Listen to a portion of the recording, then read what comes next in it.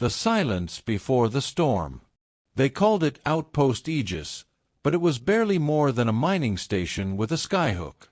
Orbiting the gas giant Harkon 4, it served as Earth's final colonial foothold in the Orion Arm, a lonely bastion in neutral space, surrounded by the ever-tightening grip of the Zorinthian Concorde.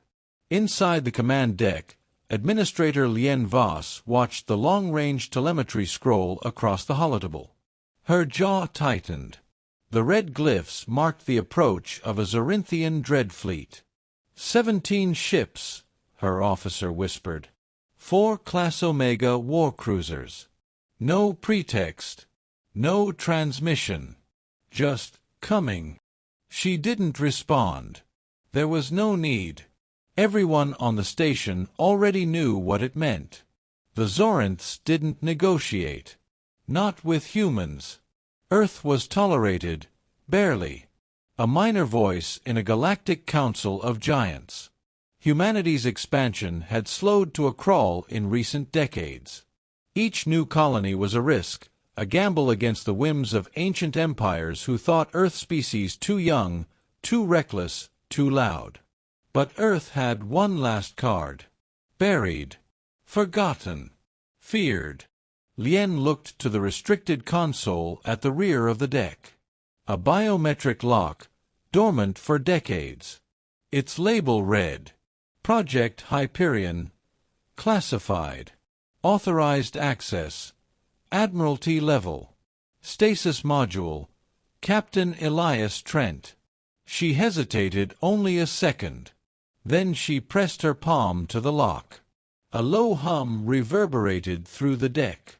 Somewhere deep below, cryogenic stabilizers disengaged. Pumps hissed, systems awakened, and a legend stirred from a decades-long slumber.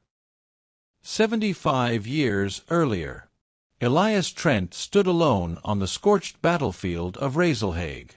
Behind him, an army lay broken, alien war machines twisted in metal agony, smoke curling into a dead sky. He had not used a single weapon. Not one fired by his hand. Instead, he had spoken. And the enemy had dropped their weapons. Not in peace. In terror. There were rumors. That Elias's voice was laced with neural disruption tech, that his words carried ancient human psi-wave harmonics, or that he was some post-human construct born in a forgotten lab. The truth was simpler and more dangerous. He believed. In humanity. In defiance. In raw, defiant will. And when he spoke, others remembered how to believe too. It terrified the galaxy. So, the Concorde demanded a truce. A hidden agreement. Elias was honored, lauded, and then quietly sealed away. For peace. For balance. The stasis pod hissed open, revealing a man with streaks of gray in his beard and a silence more commanding than a general's voice. He opened his eyes, and the command deck held its breath. Status, Elias said, voice rough but clear. Lien stepped forward. Concorde fleet. En route. We're outgunned. Outnumbered. He nodded. How long? 20 hours. Then prep the transmission chamber. And contact the Concorde Tribunal. She blinked. Sir, they won't respond. We're not allowed. They'll answer. His voice cut through the room like a scalpel. Because they remember. A junior officer stepped closer, voice nervous. Sir, forgive me, what good will talking do? We have no weapons to match theirs. Elias turned to him, eyes quiet fire. Then it's a good thing I don't speak to match weapons, he said. I speak so weapons fall silent.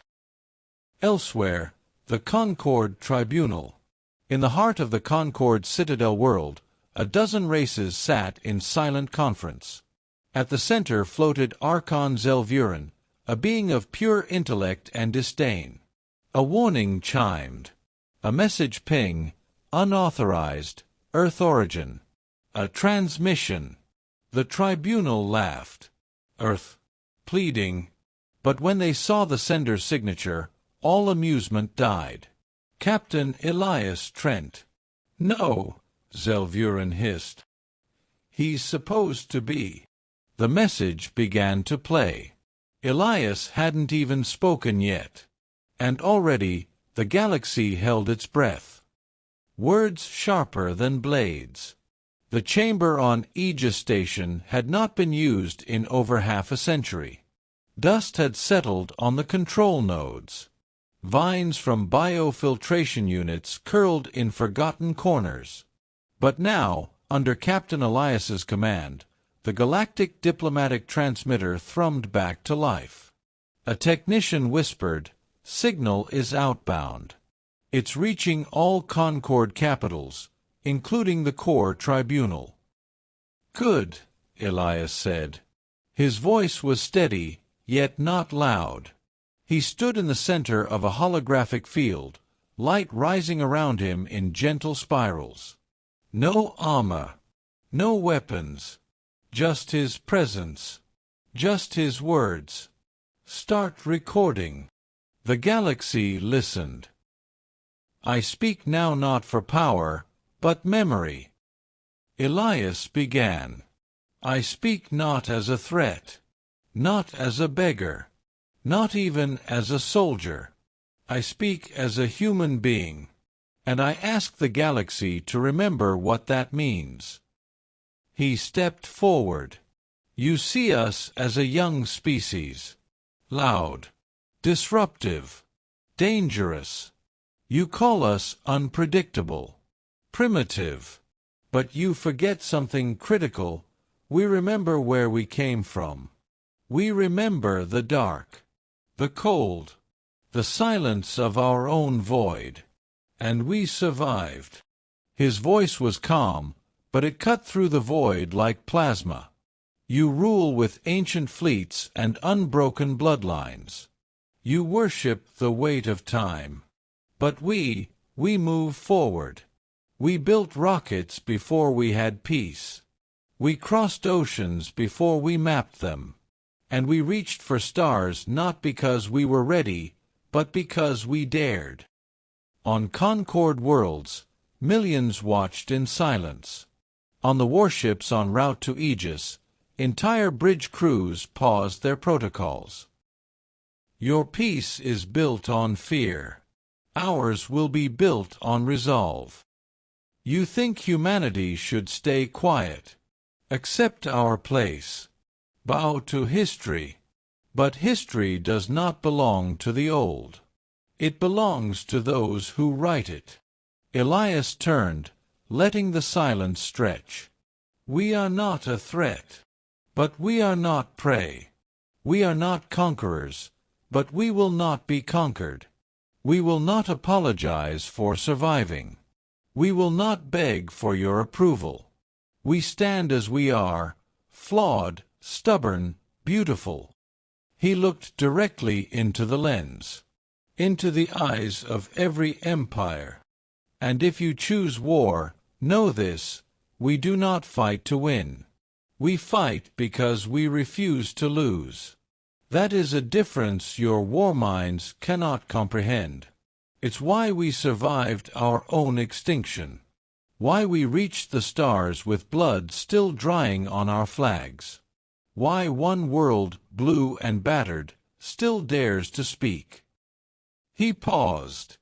"Withdraw your fleet, or let the galaxy learn what happens when silence meets resolve."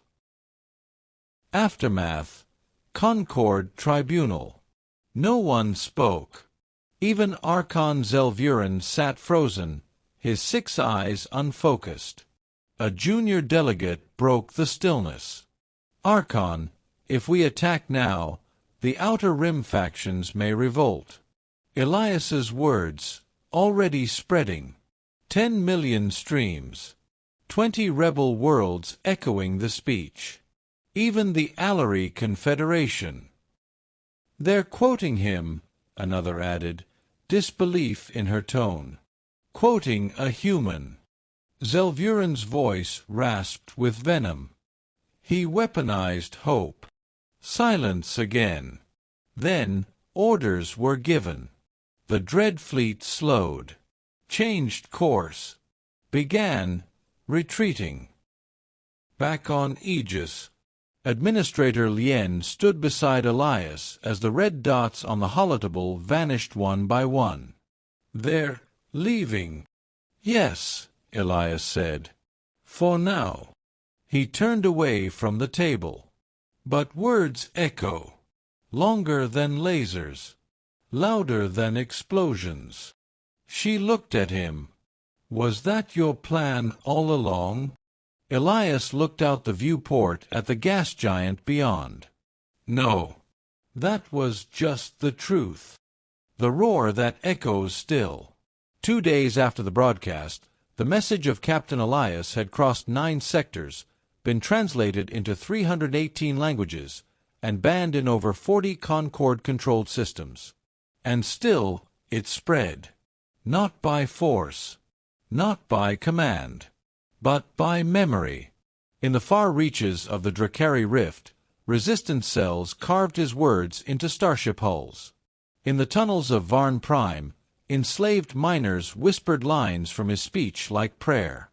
On the low station, a Zorinthian subcommander defected mid-shift, citing a human voice that spoke truer than my own blood.